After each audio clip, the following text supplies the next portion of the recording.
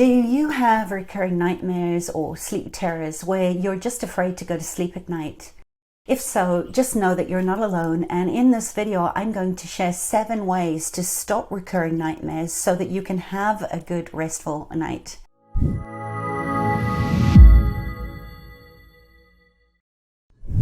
If you're new to my channel, welcome.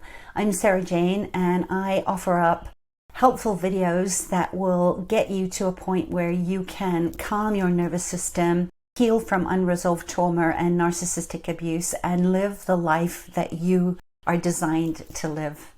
With so much collective unprocessed grief and uncertainty in the world, many people just like you are experiencing heightened anxiety exacerbated by distressing dreams. And if you have unresolved trauma or chronic post-traumatic stress, you may want to work with a qualified therapist, as some of these techniques I'm going to share can be retriggering. You may find the video here on 5 ways to calm your nervous system for instant anxiety relief, and this one on 9 simple ways to combat insomnia quite useful. So be sure to check them out. Jung identified common archetypal themes such as dreams and nightmares as the way that our nervous system is trying to get resolution from replaying out various scenarios when our conscious brain is out of the way. When we dream, we are in a rapid eye movement or REM sleep where your body turns down adrenaline and that fight, flight, freeze response. When I was about 4 or 5 years old, I used to have night terrors where I was being chased by very dark, alien, scary creatures, and I'd wake up screaming only to go back to sleep again and pick up exactly where I was being chased all over again.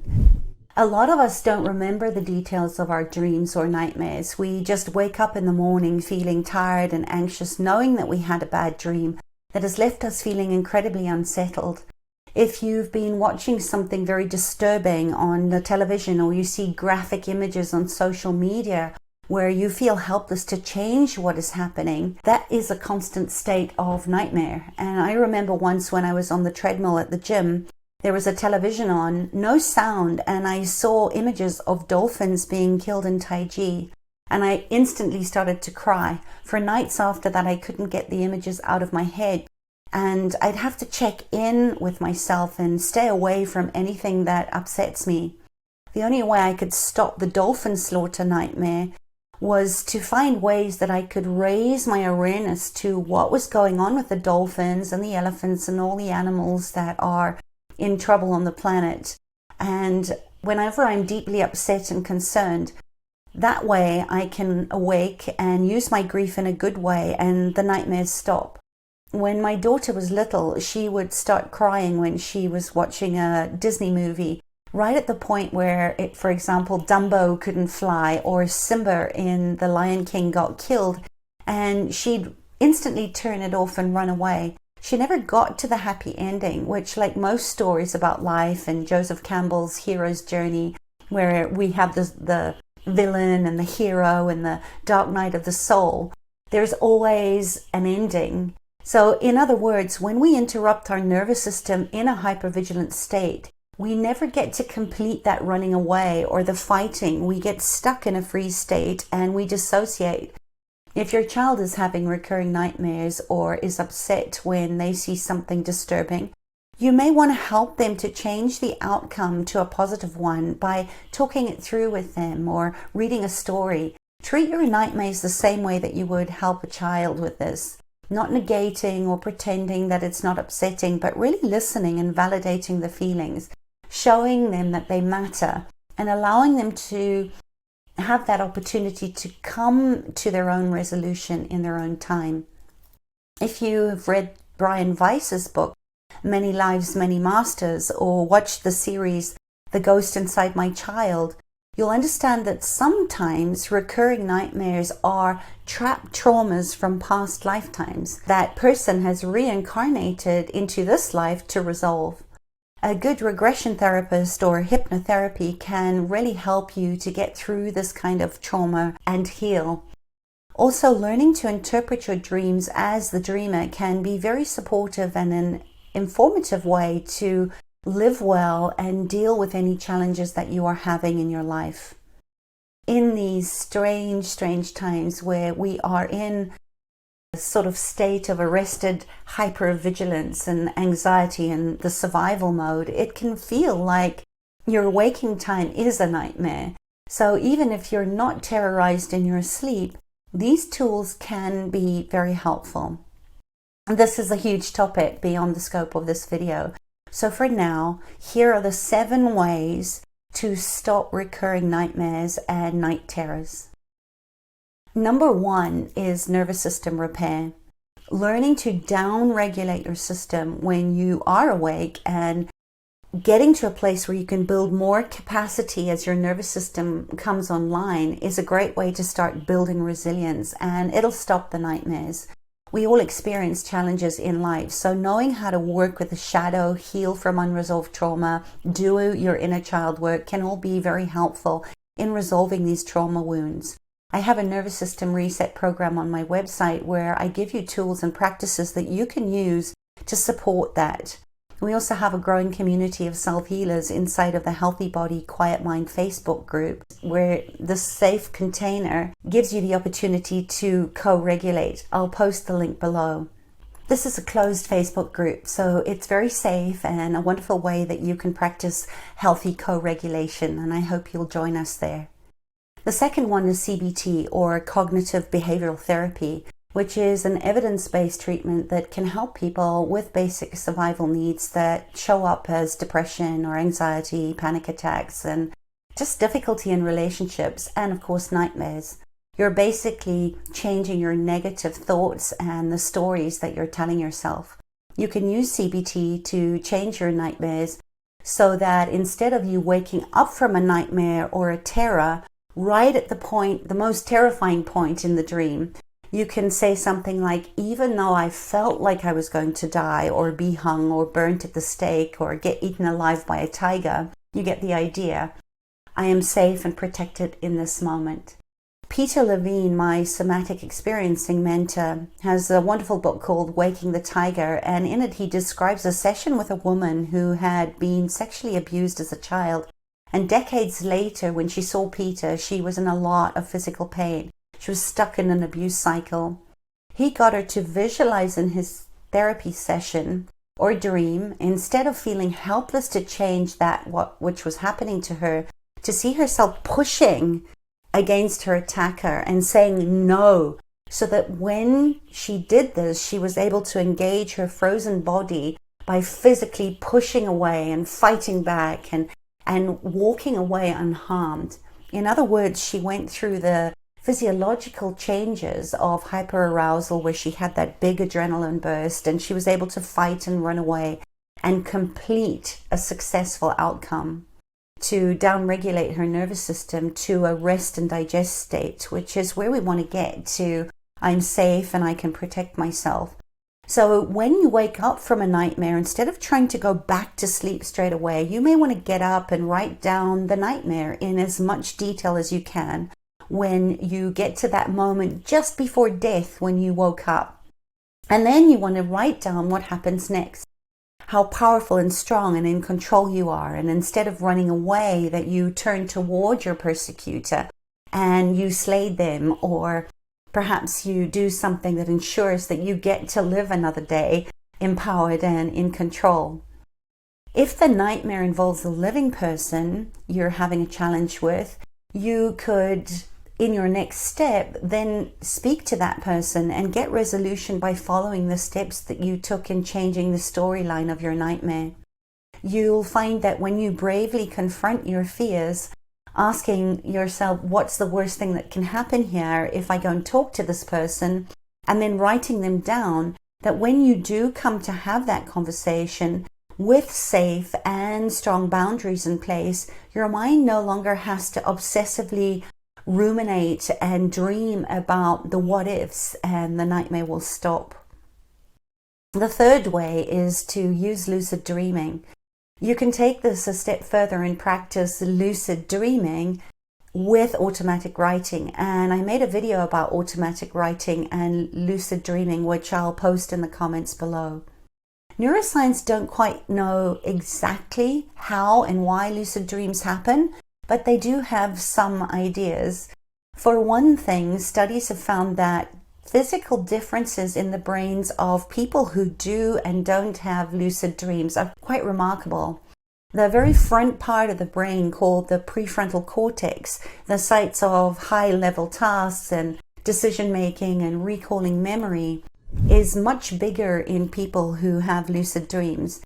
And that suggests that people who are most likely to have lucid dreams tend to be those self-reflective types who worry obsessively. And of course, this can be learnt with practice.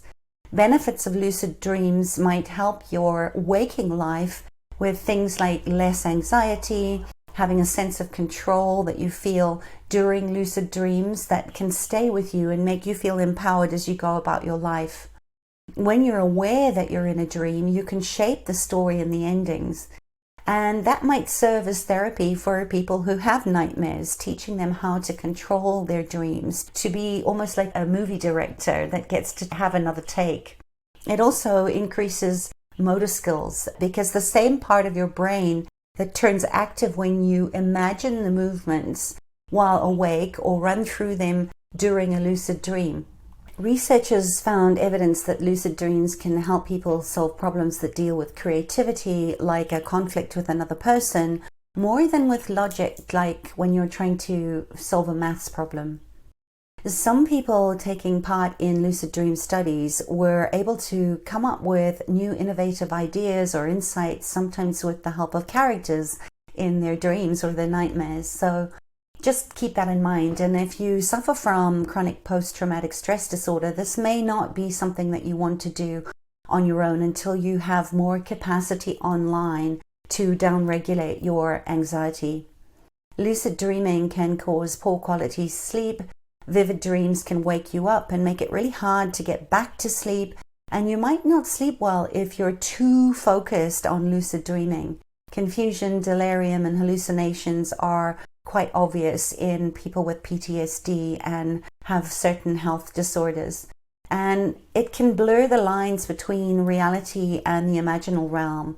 The VA has a lot of free resources that you can access to help with night terrors and PTSD. So check those out. I'll post a link below.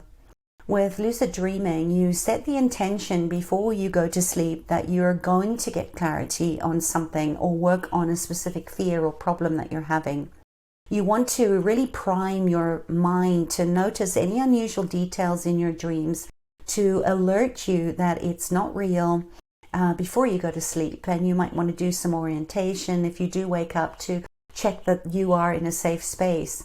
With automatic writing, find a time maybe when you're just waking up in the morning and you're still very relaxed, or you could do this after a meditation.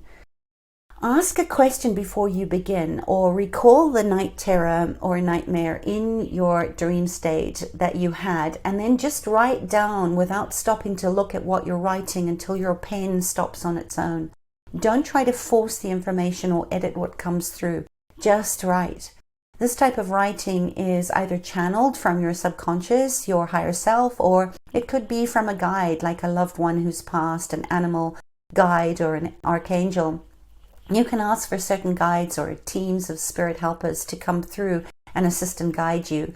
And you might find you have words or a light language that comes through that you don't even understand rationally. Some people do a lot of symbols or draw doodles. Just let it come through. Lucid dreaming and automatic writing can be a very healing activity and can give you a lot of helpful information that you can't always access with your conscious mind. Number 4 is get good quality sleep. Dreams and nightmares occur when we're in REM sleep. And there are some really smart watch apps that you can get today that track your sleep, and some that even gently vibrate to pull you out of REM sleep when your blood pressure's spiking in that nightmare. I use one where I can actually listen to what I'm saying in my sleep, which is very useful in helping me to make some sense out of what my brain is trying to get resolution on.